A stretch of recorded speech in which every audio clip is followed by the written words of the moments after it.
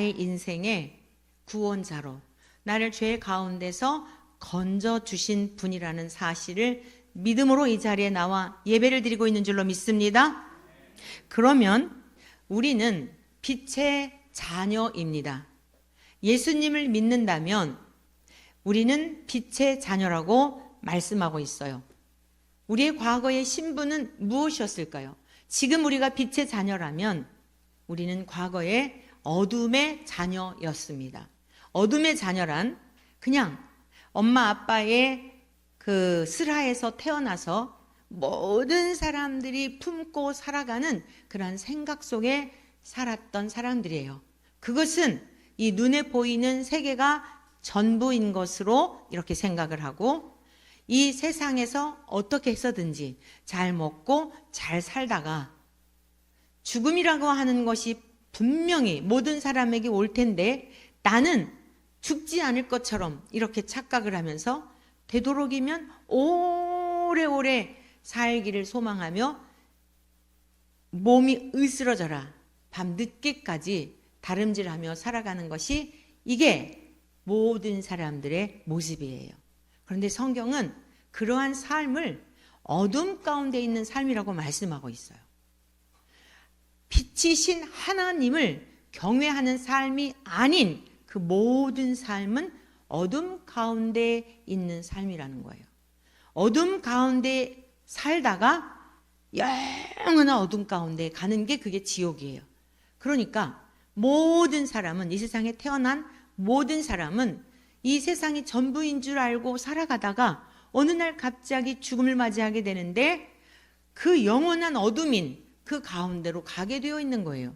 특별한 사람만 저 지옥에 가는 게 아니고 이 세상에 태어나서 빛이신 하나님을 경외하지 않고 참 빛으로 오신 예수님을 믿지 않고 살다가 죽으면 다 지옥으로 떨어지게 되어 있는 것이 이게 모든 사람들의 운명입니다. 모든 사람이 피할 수 없는 마땅히 내 앞에 다가오게 될 그런 문제인 거예요. 그런데 이 세상을 창조하신 하나님이 또 세상이 창조되기 전부터 말씀으로 창조하셨던 하나님이 하나님과 똑같은 죄가 전혀 없고 완전하시고 거룩하시고 사랑 덩어리이시고 할렐루야. 악한 것에 대해서는 도저히 용납하지 못하시며 거짓말하는 거, 더러운 거 이거 도저히 받아들일 수 없는 그냥 하나님은 그 본성 자체가 예수님은 하나님과 동일하셔서 죄가 전혀 없고 깨끗하고 완전하시고 할렐루야. 그러하기 때문에 우리의 죄의 문제를 해결해 주실 수 있는 능력이 우리 주 예수님께 있는 것이지요. 그 예수님이 참 빛으로 이 세상 가운데 어둠 가운데 오셨다. 그래서 그 어둠 가운데 태어나 어둠 가운데 살다가 영원한 그 어둠 그 지옥 불못에 던져지게 될 우리를 건져주시려고 구원이란 건짐받았다 이 뜻이에요. 할렐루야. 죄에서 건짐을 받고 저 영원한 지옥으로부터 건짐을 받고 그래서 저와 여러분들은 빛의 자녀가 되었다라고 성경은 말씀하고 있어요. 자, 그러면 오늘 여러분들이 저와 여러분들이 빛의 자녀가 되었으면 당연히 과거 우리가 어둠 가운데 살았던 그 삶에서 이제는 빛의 자녀답게 살아야 한다. 우리가 지난 시간에 세 가지로 배웠죠. 착함과 이것은 예수님의 성품이다. 우리 힘으로는 착하게 살 수가 없다. 그런데 참 빛으로 오신 예수님을 우리가 믿을 때에 예수님에게 있었던 그 성품이 우리에게 이렇게 접붙임 바 되어서 예수님의 열매를 맺을 수 있다. 또 의로움과 그 의로움이란 성부, 이 세상 만물을 창조하신 영이신 하나님의 성품인데 공의롭고 정의롭고 완전하신 그 하나님의 열매를 우리가 예수님을 진짜 믿는다면 그 하나님과 같은 공의를 행하고 정의를 행하고 정직하게 살고 거짓을 미워하고 그런 삶을 살아내게 된다. 그 열매를 맺게 되어 있다. 진실함의 열매, 세 번째는 진실함의 열매라 그랬어요. 우리가 빛의 자녀들처럼 행하라. 빛의 자녀라면 예수님과 하나님과 성령님, 이 진실이라고 하는 것은 진리라고 하는 것과 같은 동의어인데, 예수님, 하나님, 성령님은 한 분이시며 특히 성령님은 진리로 이 시대에 성경 말씀을 통하여 읽을 때 들을 때 깨닫게 하시는 분인 줄로 믿습니다. 그래서 이와 같은 열매를 맺게 된다, 이런 말씀이에요. 이것이 우리가 지난 3주에 걸쳐서 배웠던 말씀인데, 그러면 이제 진짜 우리가 빛의 자녀가 되어서 빛의 열매를 맺고 있다면 과거에 하나님 없이 살았었던 그 삶의 열매를 맺으면 안 된다라는 게 오늘 본문의 말씀이에요. 그래서 어둠의 일에 참여하지 말라라고 말씀하고 있어요. 그럼 구체적으로 우리가 하나님을 믿기 이전에 어둠 가운데 있었을 때에 그 어둠의 일에 참여하지 말라고 말씀하고 있는데, 구체적으로 이게 무슨 뜻일까? 오늘 이 말씀을 배울 것입니다. 자, 5장 10절의 말씀을 다 같이 한번 읽어보겠습니다. 시작. 주를 기쁘시게 할 것이 무엇인가 시험하여 보라. 여러분 매우 짧은 짧은 문장이니까 우리 다 같이 세 번만 읽어보겠어요. 시작. 주를 기쁘시게 할 것이 무엇인가 시험하여 보라. 주를 기쁘시게 할 것이 무엇인가 시험하여 보라. 주를 기쁘시게 할 것이 무엇인가 시험하여 보라. 자, 이제 여기 안 나오죠? 앞에 쳐다보시고, 자, 암송해 보겠어요. 시작. 주를 기쁘시게 할 것이 무엇인가 시험하여 보라. 할렐루야. 역시 우리 원천교회 성도님들은 어린이들을 비롯해서 우리 청소년과 청년들을 비롯해 노년 내리기까지 하나님께서 총명함을 주신 줄로 믿습니다. 이제 오늘서부터 우리가 그런 의미에서 암송도 우리가 도전해 봅시다. 읽고 마음에 암송하는 건 저축하는 거예요. 통장에다가 돈 많이 저축하는 거 굉장히 기분 좋은 일이죠. 그것보다도 1000배, 10,000배 이 하나님의 말씀을 우리의 생각 속에 저축해 놓는 것은 영원한 지옥 불못으로 우리가 던져질 수밖에 없었는데, 그곳으로 가지 않도록 양식을 때마다 제공해 주는 능력이 되는 줄 믿습니다. 천국은 예수님을 믿음으로 가는 거예요. 암송했다고 가는 건 아닌데, 그러나 천국까지 가는 동안 우리가 이 말씀을 모르면 인생의 어려운 일을 당할 때에 넘어지기도 하고 실망하기도 하고 하나님이 계신 거야 안 계신 거야 갈등할 수도 있어요. 그런데 우리의 영혼에, 우리의 생각 속에, 마음 속에 말씀을 많이 저장해 놓으면 이런 말씀들이 불쑥불쑥 솟아올라서 우리를 천국에까지 잘 인도해 주시는 우리의 발의 등이 되고 우리 길의 빛이 되는 줄로 믿습니다. 우리가 지금 세상 돌아가는 여러 가지 일들을 보면 마음에 막 낙심하는 분들이 너무 많아요. 너무 불법이 성하고 성행하고 그리고 정의도 없고 그냥 뭐 거짓말 잘하고 막 더 독하고 악할수록이 세상에서 성공적인 삶을 사는 것처럼 보여지는 이런 세상을 보면서 기존의 가치관들이 와장창 무너지면서 뭐 착하게 살아야 뭐해, 신앙과 상관없이 교회를 안 다니는 사람들도 정직하게 살면 뭐해, 뭐 마음대로 살지, 이런 마음들이 든단 말이에요. 근데 성경은 뭐라고 말씀하고 있느냐? 우리 주님 오실 때가 되면 불법이 성행함으로, 그러니까 법이 아닌 악한 법들이 그냥 막 독버섯처럼 번져감으로 사람들의 마음에 사랑이 식어진다는 거예요. 그러나 끝까지 견디는 자는 구원을 받으리라. 할렐루야. 그러니까 마음이 낙심이 되고 실망스러울 때에 이렇게 마음에 말씀에 저장해 놓으면 그런 불법이 성행할 때도 보면 우리 예수님 오실 때가 가깝구나, 견뎌야 되겠구나, 낙심하지 말고 실망하지 말고 저 천국에까지, 우리 목적지는 천국인 줄로 믿습니다.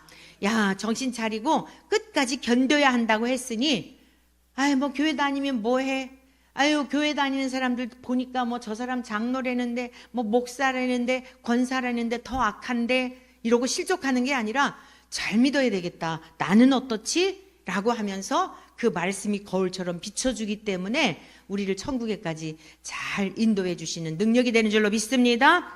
그래서 오늘 첫 번째, 우리가 어둠의 일에 참여하지 않기 위해서 예수님을 믿기 이전의 상태에 우리가 빠져 있지 않기 위해서 첫 번째 해야 될 게 뭐냐면 분별하라는 거예요. 다 같이 따라해 보시기 바랍니다. 분별하자. 자, 주를 기쁘시게 할 것이 무엇인가 시험하여 보라는 거예요. 근데 여기서 시험하다라고 하는 이 단어는요, 분간하다, 그러니까 분별하다, 분간하다, 증명하다, 입증하다라고 하는 이런 뜻이 있어요. 우리 주님이 뭘 기뻐하실까? 이제 여러분들의 이 생각이 이렇게 바뀌어지기를 축복합니다.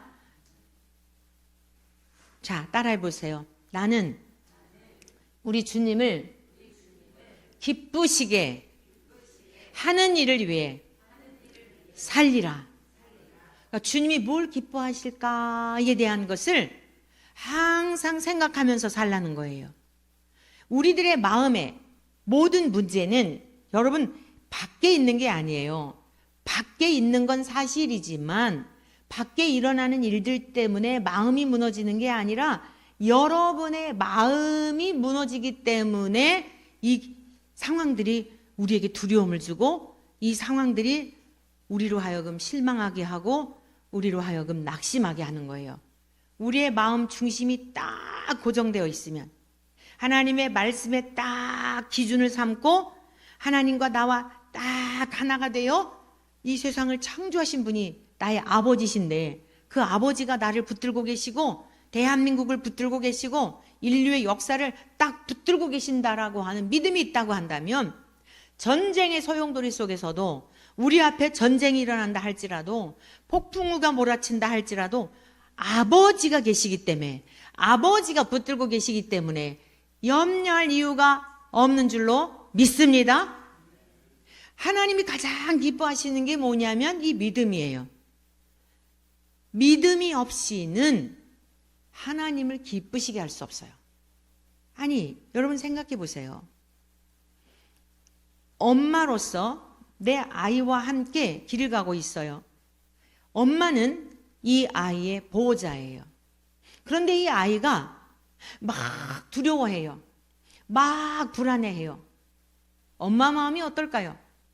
얘야, 괜찮아. 엄마가 있잖아. 염려하지 마라. 걱정하지 마라. 그런데도 아유, 길을 가다가 깡패가 나타나면 어떡하지? 아직 깡패가 나타난 것도 아니에요. 강도가 오면 어떡하지? 엄마 나 납치하면 어떡하지? 여러분 이거는 건강한 상태가 아닌 거죠. 정상적인 게 아니에요. 아무리 험악한 사람이 와도 딱 엄마가, 아빠가, 할머니가, 내 보호자가 옆에 있으면 그 아이는 내 보호자로 인하여 그렇게 두려워하지 않는 것입니다. 그런데 여러분 보세요. 이 마음의 상태는 어릴수록이 그러한 거예요. 그런데 조금 크면 어떡하죠? 이제 엄마의 능력을 알아요. 중고등부쯤 되면 우리 엄마가 건장한 막 이상한 이 청년들이 나타나가지고 그러면 이제 계산을 하는 거예요. 우리 엄마가 이 청년들을 이길 수 있을까 없을까를 먼저 계산하게 되면 보호자가 옆에 있어도 이제 염려하는 거예요. 그래서 주님이 뭐라고 말씀하셨을까요? 너희가 어린 아이와 같지 아니하면 결코 천국에 들어가지 못하리라. 어린아이의 특징이 뭐죠? 이 어린아이의 특징은 성경에서 말씀하는 어린아이란 절대적 의존을 말하는 거예요. 이 중고등부 머리가 벌써 계산이 돼가지고 우리 어렸을 때는 이 세상에서 우리 엄마 아빠가 최고 잘생기고 최고 이쁜 줄 알았는데 얘네들이 초등학교만 가고 학부형 모임에 오고 그러면 이제 객관적인 눈이 열려요. 아, 우리 엄마만 이쁜 게 아니구나. 응?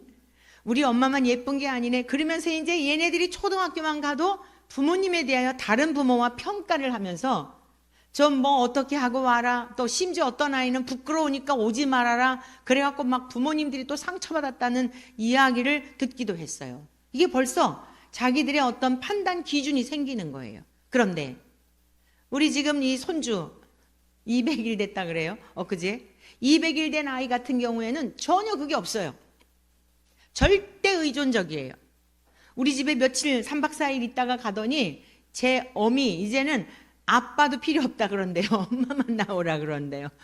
집에 가가지고 힘들었나 봐요. 막 열이 나고 딱히 아픈 건 아니었는데 막 미열이 나고 한 이틀 동안 그랬어요. 여러분, 아이는요, 나를 품었던 그 엄마와 분리가 되면 말을 못하는데도 그걸 생병이 난다 그래. 생병. 말은 못하는데도 그 보이던 엄마가 보이지 않고 엄마 냄새를 맡을 수 없고 할 때 이 병이 나는 거예요. 하나님은 우리에게 이 절대 의존적 믿음을 요구하시는 겁니다. 믿습니까? 벌써 자아와 판단 기준과 자기의 가치관이 들어와 있는 이 아이들, 똑같은 어린아이들이지만 그 아이들을 말하는 게 아니라 난 엄마가 없으면 못 살아요. 아빠가 없으면 못 살아요. 그 품에 안고 있는 엄마의 품을 그리워하는 그 젖먹이 아기와 같이 절대 의존적 이 믿음을 하나님은 기뻐하신다는 사실이에요. 여러분, 우리 큰 손주가 지금 초등학교 이제 3학년이 됐는데 올해 둘째가 초등학교 이제 3학년이 됐어요. 근데 방학 동안에 독감을 앓았어요. 그 셋째 동생이 있잖아요. 이제 아기가 태어났잖아요. 근데 이 아기하고 이제 이게 격리를 해야 되니까 그 독감 나을 때까지 방에 며칠 동안 있었어요. 거실에 나오지 않고 방에 격리 수용했어요. 1차적으로는 누나가 그랬고, 누나는 이제 5학년이 되는데 이 아이는 잘 그거를 견뎠어요. 방에 혼자 있으면서도, 그리고 저 식사도 방에 갖다 주고 완전히 왜냐하면 이게 이제 아빠가 또 목사님이니까 이게 아빠가 또 성도님들에게 이러다 보니 어쩔 수 없이 이게 격리 수용을 한 거예요. 근데 이 작은 아이가, 우리 하진이가 이 방에 며칠 있는 동안 이게 너무너무 충격이 되었나 봐요. 큰 아이는 괜찮은데 트라우마가 돼가지고 무서워서 밤새도록 전화기를 켜놓고 잠들어도 엄마하고 계속 연결해가지고 이러고 있었다 그래요. 근데 저에게 이제 좀 대화 좀 해달라 그래갖고 저하고 이게 이야기를 하게 되지 않았겠습니까? 그런데 하루에도 2-3번씩 전화해요. 할머니 무서워요. 이제 학교를 가면서도 독감에서 나았어요. 나았는데도 불구하고 계속 학교 가다가도 막 저녁에 잠을 자려고 하는데도 막 무섭다 그러고 두렵다 그러고 막 이게 아무리 많은 말을 해주어도 이 아이가 회복이 안 되는 거예요. 근데 제가 이렇게 얘기를 했어요. 저한테 물어봐요. 할머니는 독감에 걸려본 적 있으세요? 그래서 물론이지. 이제 이런 얘기 저런 얘기 하다가 제가요 또 독감에 걸릴까 봐서 너무 두려워요. 또 독감에 걸릴까 봐 그렇다는 거예요. 그래서 제가 이랬어요. 너무 마음이 정말 아프더라고요. 그래서 하진아, 걱정하지 마라. 네가 다시 독감에 걸리면 할머니가 너의 집에 가서 너와 함께 네 방에 같이 있어줄게. 할머니가 밖에 나오지 않고 너하고 같이 방에서 식사하고, 그리고 거실에도 안 나가고 너하고 같이 자고 너하고 같이 있을게. 그랬더니 진짜요? 그래. 그래서 물론이지. 그럼 주일날 어떻게 하시려고요?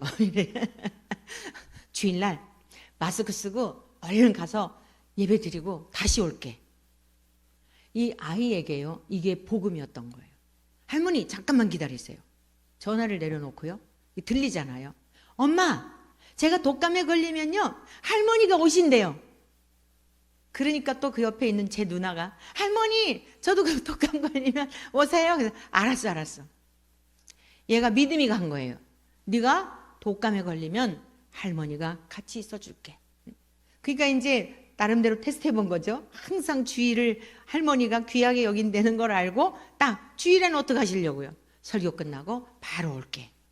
우리 손주도 중요하지. 우리 손주가 정말 중요하지. 네가 이렇게 힘들어하는데 할머니가 곁에 있어줄 거야. 걱정하지 마라. 그게 회복이 된 거예요. 할렐루야. 그 두려움이 사라졌어요. 그 말에, 이 공포심에. 여러분, 하나님이 우리와 함께 하신다는 것은 이 서울에 있고 진부에 있는 손주와 떨어져 있어서 전화상으로 내가 너와 함께 있어 줄게 하는 정도가 아니에요. 믿으십니까? 하나님이 수천 년 동안 이 성경을 기록하셔서 내가 너와 함께 할 거야. 내가 네 안에, 네가 내 안에. 이게 하나님이 원하시는 그거예요. 세상을 창조하신 목적이 뭐냐? 아담을 창조하신 목적이 뭐냐? 예수님을 보내신 목적이 뭐냐? 너 안에 나와 함께 살자. 그런데 이 땅에서도 그걸 경험해봐. 믿음으로 경험해봐. 그 믿음이 얼마나 풍성하고 부요하고 너의 삶의 실제가 되었을 때에 이 험악한 세상을 이길 수 있는 능력이 되는지 그것을 시험해봐. 입증해봐. 너 어떻게 어둠의 일에 참여하는 거지? 너가 어떻게 나를 믿는다고 하면서도 옛생활을 그대로 하고 있는 거지? 내가 너와 함께 하고 있다고 믿는다면 그럴 수 있겠니? 이 말씀이에요. 여러분, 우리가 예배를 드릴 때 교회에 와서는 경건하고 정말 그 말씀을 다 지킬 것 같지만 가정으로 돌아가고 일터로 돌아가고 여러분이 혼자 있을 때 무슨 생각을 하십니까? 다시 어둠의 일들을 벗삼아 살고 있지 않습니까? 거기 하나님이 계시다고 한다면, 진짜 하나님이 빛으로 조명하시고 계시다고 한다면 우리의 말을 함부로 할 수 있을까요? 여러분, 우리의 입술로 그렇게 막 도끼를 품어가지고서는 막 상처를 주고 그럴 수가 있을까요? 그 하나님이 다 듣고 계시는데. 여러분, 더럽고 누추한 행동들을 할 수 있을까요? 누가 뭐라고 하지 않아도 어둠의 일들은요, 스스로 부끄럽게 여기는 양심이 있기 때문에 교회 안 다니는 사람들도요, 그 도둑들을 왜 밤에 도둑질을 해요? 사람 없을 때 왜 깜깜할 때 합니까? 양심이 다 알려주고 있어요. 남들이 안 볼 때 해야 된다라고 하는 강도짓을 왜 안 볼 때 합니까? 왜 눈치를 살피죠? 도둑질할 때 벌건 대낮에도 왜 눈치를 살핍니까? 남몰래 하려고 하는 거예요. 여러분, 남몰래 하려고 하는 것들은 백발백중 어둠의 일들인 가능성이 많아요. 내 양심에 거리낌이 있고 찔림이 있는 것은 이것은 끊어놔야 되고 이것은 멈춰야 되는 거예요. 이걸 분별하라는 거예요. 진짜 우리가 빛의 자녀라면 가정에서도 빛의 자녀들인데 왜 그렇게 싸우고 지옥처럼 살아요? 아직도 예수님과 함께 안 죽었기 때문이에요. 죽은 자가 무슨 말이 있어요? 뜨거운 물을 갖다 붓는다 할지라도 죽은 시체가 아 뜨거워 하고 일어나나요? 뺨을 때린다고 왜 때려 일어나요? 죽은 자는 아무런 반응이 없는 거예요. 우리가 예수님의 십자가와 함께 진짜 죽었다고 한다면 겁날 것도 없고 두려워할 것도 없고 부러울 것도 없어요. 오직 하나님을 기쁘시게 할 게 뭘까? 거룩한 근심밖에 없는 거예요. 바울 사도는 이에 대하여 뭘 먹을까, 뭘 마실까, 뭘 입을까, 이거는 우리의 뼈를 상하게 한다고 잠언에 말씀하고 있는데, 하나님을 기쁘시게 할 것이 무엇인가 시험하는 이 삶은 그걸 거룩한 근심이라 그래요. 후회할 것이 없는 구원에 이르는 것이라 그랬어요. 어떻게 하면 하나님을 기쁘시게 할까에 대한 거룩한 근심만이 있기를 축복합니다. 그게 그의 나라와 그의 의를 구하는 거예요. 그리하면 우리의 필요한 모든 것들 구하지도 않았는데 하나님께서 알아서 다 해결해 주셔요. 믿으시기를 축원합니다. 한번 시험해 보세요. 진짜 그런지 하나님을 기쁘시게 할 것을 시험해 보고 그것을 분별하고 내가 지금 염려하는 게 뭐 때문에 염려하는 거지 이걸 분별해 보라는 거예요. 그리고 하나님을 기쁘시게 하는 건 거룩한 삶이죠. 말씀과 기도로 거룩해진다 그랬어요. 말씀과 기도로. 바울 사도는요, 너희는 이 세대를 본받지 말고, 이 세대가 어떻습니까? 거짓과 사기와 진실이 없어요. 통하지를 않아요. 거기에 우리가 휩쓸리지 말라는 거예요. 그런 사람들이 많을수록 야, 무섭다. 처음부터 저러지 않았을 텐데. 양심이 화인 맞아 저렇구나. 나도 그럴 수 있겠다. 정신 차리고 더 거룩한 삶을 살아야 되겠다. 라고 하는 이러한 마음으로, 이러한 신앙의 결단으로 살아가시기를 축복합니다. 자, 로마서 12장 2절에 보면 우리가 성전이라고 말씀하고 있어요. 그러면서 뭐라고 말씀하냐면 너희는 이 세대를 본받지 말고 오직 마음을 새롭게 함으로. 자, 우리는 새로운 피조물이 되었습니다. 어둠 가운데서 빛의 자녀가 된 거예요. 믿으십니까? 이제는 빛의 자녀가 되었어요. 그래서 새롭게 함으로 우리의 마음, 우리의 생각, 우리의 인격을 새롭게 재편성을 해야 돼요. 의식적으로, 의도적으로 이건 우리가 노력을 해야 됩니다. 믿음으로 천국 가는 건 분명해요. 그러나 우리에게 있는 악습, 좋지 않은 어둠의 일들, 이러한 것들로부터는 피 흘리기까지, 히브리서의 말씀에 보면은요, 믿음의 선진들이 죄와 싸우되 피 흘리기까지 싸웠다 그랬어요. 피 흘리기까지. 근데 우리는 어떻죠? 에이, 나는 안 돼. 몇 번 해봤는데 안 돼. 남성분들이 담배를 피운다. 뭐 우리 막 청소년들도 요즘은 막 그러잖아요. 진짜 내가 죽자 달자로 그걸 끊으려고 노력하면 왜 못 끊겠습니까? 내 몸은 거룩한 성전이기 때문에 하나님이 이것은 정말 기뻐하시는 게 아니다라고 하는 마음을 가지고 한 예를 드리는 거예요.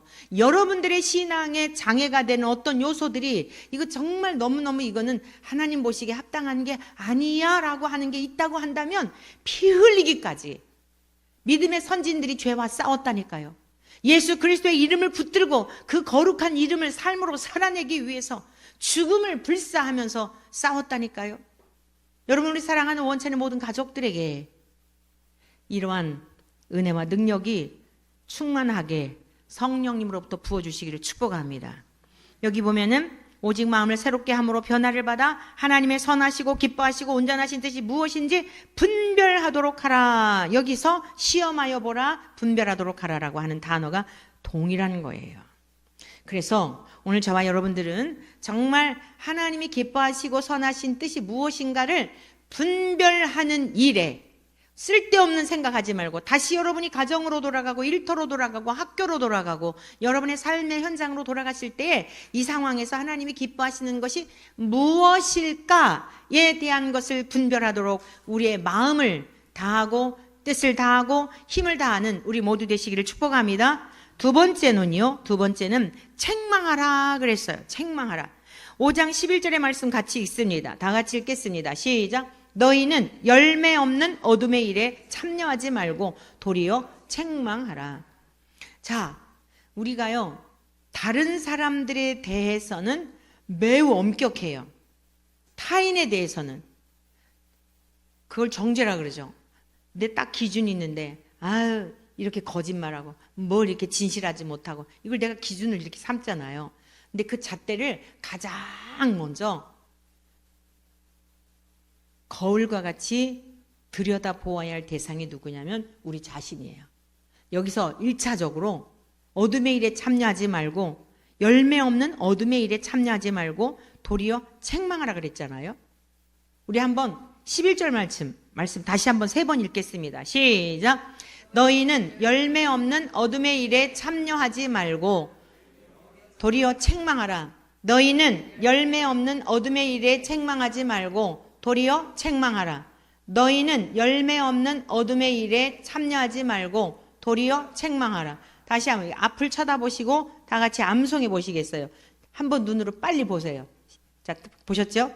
시작. 너희는 열매 없는 어둠의 일에 참여하지 말고 도리어 책망하라. 어둠의 일, 더럽고 누추한 거, 그 수가 너무 많아요. 교만과 어리석음과 시기와 질투와 분노와 이게 다 어둠의 일이에요. 오늘의 말씀은 이 지금 에베소가 굉장히 음란한 도시였어요.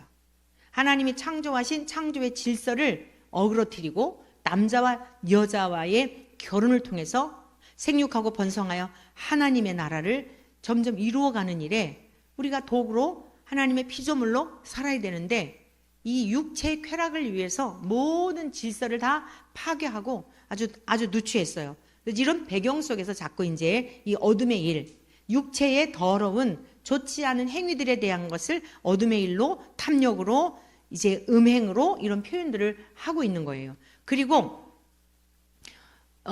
그 에베소에는 아뎀이라고 하는 신전이 있었는데 그 신전에 어떤 제사, 의식이 있었어요. 그 자기의 몸을 팔면서 더러운 짓을 하는 이런 창기, 남창이라고 하는, 그래서 이렇게 남성과 남성 이런 더러운 짓을 하는 이러한 것들이 이렇게 아주 그 도시를 덮고 있었던 거예요. 그래서 지금 오늘 그런 맥락에서 그들이 은밀히 행하는 것들은 말하기도 부끄러운 것들이라 12절에서 그 말씀을 하는 거예요. 은밀하게 그 육체의 쾌락을 위해서. 1차적으로는 오늘 우리들이 지금 우리 대한민국이나 전 세계적으로 대단히 음란한 시대가 되었어요. 소돔과 고모라가 멸망하기 전에 어땠죠? 육체적인 이 쾌락주의에 빠져 있을 때 자기가 신이 되어 있기 때문이에요. 결국에는 하나님의 진노를 받을 수밖에 없는 상황까지 이르게 된 거예요. 자, 두 번째 우리가 기억해야 될 것이 내 몸은 따라하세요. 내 몸은 하나님이 거하시는 성전이다. 내 몸이 뭐라고요? 성전이에요.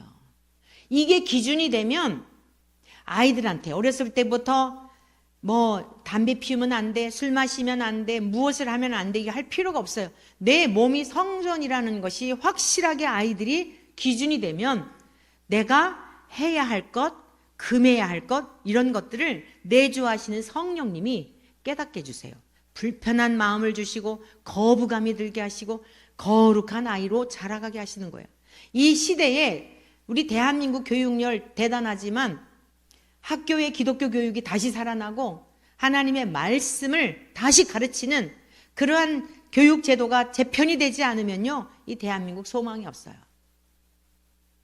뭐 인권 하면서 망하는 길로 가게 하는 거예요. 마지막 이 시대를 다시 살리는 길은 하나님의 말씀밖에 없는 줄로 믿습니다. 이제 주일날 오후 1시 반에 우리 어린이들, 우리 김선아 우리 선생님이 아이들을 가르치고 있어요. 아이들도 1시 반에 주중에도 하나님의 말씀으로 계속 반복적으로 가르쳐서 어려서부터 하나님의 말씀이 체질이 되고, 그리고 우리 청년부들, 제가 이제 오늘 예배 끝나고 함께 좀 논의를 하려고 그러는데 우리 청년들도 토요일날 시간 되면 좀 와서 저랑 같이 하나님의 말씀을 좀 배우고 하면 좋겠어요. 우리 지금 민정자매랑 다빈자매랑 이렇게 또 전도를 해서 이렇게 교회로 오고 있는데 일단 이제 시간이 가능한지, 그래서 청년부 성경 공부 모임도 말씀을 배울 때 달라져요. 저는 이건 수십 년 동안 임상적 제 사례예요, 사례. 신학교 때부터 말씀으로 학생들을, 제자들을 가르쳤을 때에 정말 자신감이 없고 이름만 불러도 부끄러워서 어쩔 줄 몰라 하던 그러한 학생들이 사회적으로 영향력 있는 신앙의 교육은요, 막 유명한 사람이 되려고 노력하지 않아도 하나님이 다 알아서 적재적소에 세워주시는 거예요. 믿으십니까? 이건 수십 년 동안의 교육, 기독교 교육, 성경 말씀을 가르친 수많은 임상적 경험, 공황장애, 막 그 환영과 환청과 온갖 이런 것, 의사를 통해서도 고침받았던, 고침받지 못했던 이런 젊은이들, 이런 학생들, 하나님의 말씀으로 치유된 임상적 사례들이 많아요. 그래서 하나님께서 보내주시는 만큼, 하나님께서 만나게 하신 만큼, 제가 할 수 있는 만큼 하나님께 제가 할 수 있는 게 뭐겠어요? 가르치는 일이잖아요. 그래서 우리 청년부 모임도 토요일날 이렇게 좀 다시 생겨났으면 좋겠어요. 어제 제가 너무 기뻤어요. 오늘도 예배 드리면서 영어로 기도했는데 목요일날 전화가 왔어요. 어떤 자매님한테서. 목사님, 혹시 원천교회 목사님이신가요? 박원순 목사님이세요? 네, 맞아요. 그랬더니 제가요, 목사님 연락처를 하려고 제가 집회를 갔던 교회, 저 서산제일교회 또 어디 다 뒤져가지고 했더니 요즘 개인정보 막 그런 것 때문에, 보호 때문에 어느 분한테 뭐를 이제 물어봤더니 박원순 목사님을 좀 이렇게 대화를 해보라 그러더래요. 그래서 그분의 좀 조언을 받으라고 이래가지고 박원순 목사에 대해서 소개를 받았다는 거예요. 자기도 이제 유튜브 영상을 통해서 그러고. 그래서 이분 연락처를 알려고 그냥 그러다가 도저히 알 길이 없더래요. 뭐 교회에 전화해도 이상한 사람 취급하고, 요즘 또 이상한 사람들이 많잖아요. 그래가지고서는 결국에는 제가 집회 갔던데도 연락처는 안 가르쳐주고, 그래 이제 결국에 함께 가자, 어떻게 저차 2차 저차 해가지고 함께 가자 TV를 보게 됐대요. 함께 가자 TV를 봤더니 거기 교회 연락처가 있어가지고 연결이 된 거예요. 이 자매 이야기는 뭐냐, 강남에서 직장을 다니다가 이제 정읍으로 귀향을 한 거예요. 부모님들이 계시고 거기 이제 노부부 가깝게 지내는 분들이 계신데 교회를 정하지 못해가지고 거기가 이렇게 작은 그 마을이더라고요. 선택의 여지도 없고 교회가 있는데 어느 교회를 가야 할지 목사님 좀 알아봐 주실 수 있나요? 그것을 찾기 위해서 나중에 포기를 했대요. 아, 도저히 안 되겠다. 포기를 했는데 함께 가자 TV에 전화번호가 있어가지고 너무 감사해갖고 연락을 했다는 거예요. 그래서 2차 저차 해가지고 2차 저차해서 거기 계신 목사님은 또 어떤 분인지 또 알아보고 하니까 참 세상에 공짜는 없더라고요. 근데 제가 소개해드린 그 목사님 보니까 우리 사랑과 공의 뉴스 그 창간 예배 때 오셨던 언론사 하시는 그 대표님이 계세요. 그 목사님의 또 형님이라는 거예요. 제가 이제 서울연에 안무개 목사입니다 했더니 또 알아보셨나 봐요. 그래가지고서 아, 누구 아세요? 그래서 아유 잘 알죠. 아, 그 목사가 제 동생입니다. 참 하여간 이게 오늘 여기 와가지고 이제 목사님하고 연결이 돼가지고 오늘 교회 나간다 그랬는데 주여 그곳에 부모님 모시고 가서 은혜 받게 해주시고 우리 교회 나오지 않은 거지만 그 이상으로 나중에 천국에서 만날 가족이잖아요. 그 시골에 교인 한 분 오는 게 얼마나 정말 그렇습니까? 근데 또 간호조무사 자격증이 있어갖고 그쪽에 면소재지에 의원이 있는데 또 취직을 했대요. 그러니까 또 젊은이들도 없잖아요, 시골에. 목사님한테 또 얼마나 힘이 되려나. 부모님도 전도하고 그 노부부도 전도하고 싶어가지고 막 불타가지고 그러는데 자매님, 하나님께서 그곳에 선교사님으로 파송하신 것 같으니 그쪽 지역을 복음하는 일에 앞장서면 참 좋겠네요. 기도하겠습니다. 그랬더니 막 너무너무 감격해가지고 막 주님께 감사. 할렐루야. 별거 아닌데 한번 생각해 봤어요. 그 자매 입장에 생각해 봤어요. 교회를 정하지 못해서 이상한 교회들이 너무 많은데 믿을 만한 사람도 없고 이게 진짜 어디로 가야 되나. 야 정말 참 그 진짜 기가 막히겠다. 여러분들은 우리 원천교회 가족이 되어서 그냥 여러분들의 영혼을 사실 저에게 맡기신 거예요. 제가 이상한 말씀을 전해도 여러분들은 같이 망하는 거고 여러분들의 영혼을 다 맡기고 가족을 다 맡긴 거예요. 그러니까 이 책무가 얼마나 두려운지. 그래서 이게 지금 내 영혼에 관한 거잖아요. 내가 예수님을 제대로 믿고 있나, 성경대로 믿고 있나, 내가 잘 못 믿으면 나도 지옥에 가는 건데, 같이 따라오는 분들도 갈 뿐만 아니라 내 가족도 지옥에 가는 건데, 저는 이게 가장 내 영혼에 대한 관심 때문에 이 성경 말씀에 파고드는 거예요. 오늘 책망하라는 말씀을 다른 사람들에게 잣대를 대지 말고 내가 하나님의 빛의 자녀로서 예수님을 진짜 믿는다고 하면서 이 말씀 앞에 내가 얼마나 하나님 앞에 섰을 때에 책망받지 않을 빛의 자녀로서의 열매를 맺고 있는지 여러분 자신에게 먼저는 말씀의 잣대를 기준을 가지고 그 기준에 부합한 삶을 살아내는 우리 모두가 되시기를 축복합니다. 여기서 책망하다라는 것은 무슨 뜻이냐면 논박하다, 훈계하다, 죄를 깨닫게 하다, 납득시키다, 잘못을 말하다, 꾸짖다 이런 뜻이 있어요. 그러니까 1차적으로는 하나님의 말씀을 딱 보면 오늘 여러분 어떠세요? 예배를 드리러 오는 중에 여러분 어떤 마음으로 오셨나요? 저는 예배를 드리러 이러고 오는 중에 주님 가시지요 이러고 뒤따라오는 마음으로 항상 이렇게 입장을 합니다. 여러분 임례송 다 이렇게 기립하셔갖고 임례송 부를 때 저는 주님 성삼위 하나님 앞서 가시지요. 그럼 제가 이렇게 마음이 흐뭇해요. 앞서 가세요. 뒤따라 가겠습니다. 그런데요 제가 이게 지금 우리 어느 자매님 가족을 인도하고 뭐 이 연결이죠. 연결. 그 주님이 기쁨도 주시고 그랬지만 개인적으로는 주님 앞에 저 모습을 지켜보았을 때 내가 이게 목사 자격이 있나.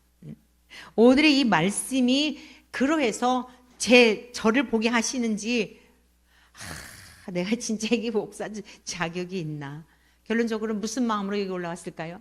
주님의 십자가 의지하여 주님 오늘도 강단에 섭니다. 제가 무엇 주님 앞에 보일 게 있겠습니까? 제 영혼의 상태가 얼마나 누추하고 아직도 온전하지 못한 이 모습, 한 주간의 삶을 돌아볼 때에, 아니 지금 이 시간도 돌아볼 때에, 아니 예배를 드리느라고 짧은 시간 준비하는 그 시간도 돌아볼 때에 내 속에서 불쑥불쑥 일고 있는 이러한 생각들이 하나님 앞에 하나도 올려드릴 만한 선한 것이 없는데, 그 하나님의 말씀이요 정말 놀라워요.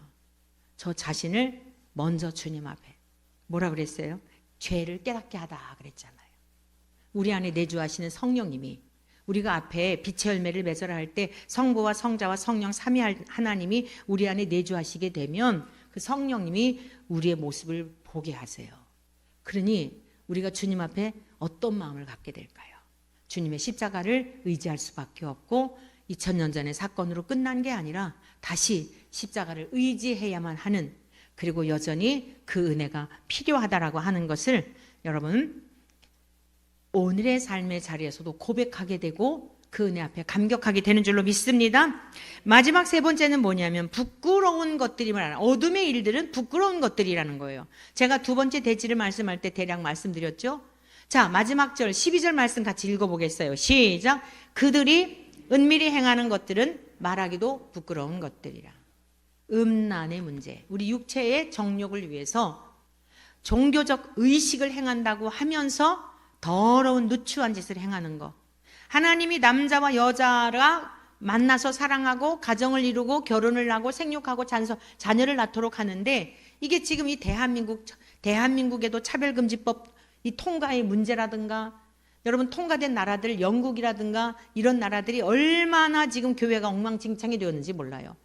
영국 같은 교회에 변호사가 있는데 우리나라의 차별금지법 막도록 적극적으로 지원해주고 있어요. 왜 그러느냐? 차별금지법이 통과되고 나면 그렇게 기가 막힌 상황이 될지 몰랐다는 거예요. 예를 들어서요, 영국에서 실제 있었던 일들인데, 유치원 다니는 아이가 선생님이 과제를 내줘가지고 집에 전달했겠죠. 동성애에 관한 것들, 동성애에 관한 내용을 가지고 유치원 다니는 아이를 그 학부형에게 동성애가 어떻게 행해지는지 이러한 것들을 이 말도 안 되는 것을 과제로 낸 거예요. 그러니까 우리는 경건한 기독인의 가정으로서 하나님 남성과 여성의 결혼밖에는 허락함이 없기 때문에 이런 교육을 시킬 수도 없고 이것은 성경적이지 않다, 이렇게 냈어요. 유치원에서 고발을 한 거예요. 벌금이 700만 원인지 800만 원인지. 여러분 목회자가 동성애자들이 이렇게 이제 결혼식 추례해 주세요 라고 왔어요. 거부하잖아요. 수백만 원. 지금 우리나라는 최소 금액이 500만 원에서부터 출발을 해요. 이게 지금 차별금지법이 통과되면. 그래서 이제 거룩한 방파제 28일 날도 대대적인 모임을 갖고요. 그 다음에 4월 1일 날도 국회의사당에서 대대적인 모임을 가져요. 교회 폐쇄법. 이제 교회 폐쇄법은요, 이건 다 뭉뚱그려 있는 거예요. 이거는 차별금지법, 그건 지역적인 거고, 교회 폐쇄법 지금 이미 이들이 지금 최진혁이라고 하는 그 사람이 무소속이라고 그러더라고요. 그러니까 거칠 게 없으니까. 그걸 발의를 했어요. 대표 발의. 그리고 11명인가 해가지고. 이게 교회 폐쇄법이 통과가 되면요, 다 포함되는 거예요. 그거 그냥 이거 이제 세부적인 거, 차별금지법 이런 건 세부적인 거고, 그냥, 딱 거슬렀다. 그러니까 무슨 법원에서만 그런 거 아니에요. 이제 행정단위, 구청에서나 어디서 신고하게 되면, 진짜 말도 안 되는 세상이 열려졌어요. 열려질 것이다가 아니라 이미 열려졌어요. 지금 우리가 여러분들 내 삶에 이렇게 피부적으로 와닿지 않으니까 별로 문제 없는 것처럼 느껴지지만 보통 심각한 게 아니에요. 그래서 5천만 원에서부터 500만 원에서부터 징벌적 손해배상이라 그래가지고 3천만 원까지 계속 청구할 수 있어요. 계속. 앞으로 큰 교회 단위로 해가지고요, 전부 다 재산 다 뺏기게 됩니다.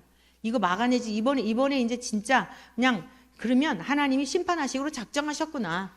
하나님께서 너무 부요하고 너무 풍성한 중에 우상이 되어서 교회가 우상이 되고 건물이 우상이 되고 사람이 우상이 되고 교회에 예수님은 안 계시고 하나님은 안 계시고 성령님의 이름을 도용해가지고 영혼들을 미혹하여 하나님이 우리 대한민국 심판하시기로 작정했다라고 판단할 수밖에 없어요. 그러면 이제 우리 그리스도인들은 어떻게 되느냐?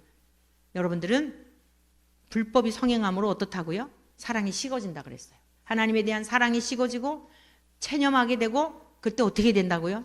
끝까지 하나님의 말씀을 붙들고, 이거 다 예고된 거지. 우리 주님 오실 때가 가까우니까 죽으면 죽으리라. 오직 예수 그리스도 밖에는 다른 구원자가 없고 예수님을 믿음으로 말미암아 천국 가는 일인데 내가 이거 포기할 수 없지. 여러분 믿음을 굳게 붙드시기를 간절히 축복합니다. 그래서 우리의 육체의 쾌락과 일락을 위해서, 즐거움을 위해서 사는 이런 것에 자꾸 익숙해지면 안 돼요. 우리 몸은 소중해요. 하나님의 성전이니까. 그러나 소중하게 생각하는 것, 마음 먹는 것, 행동하는 것, 이러한 것들을 구별하여서, 그러면 하나님이 주시는 기쁨은 이 세상적인 것과 비교가 안 돼요. 에덴 동산에서 아담이 선악과 먹기 전에 그 기쁨, 하늘로부터 내려주시는 그 기쁨, 예수님을 통해 회복해 주셨잖아요.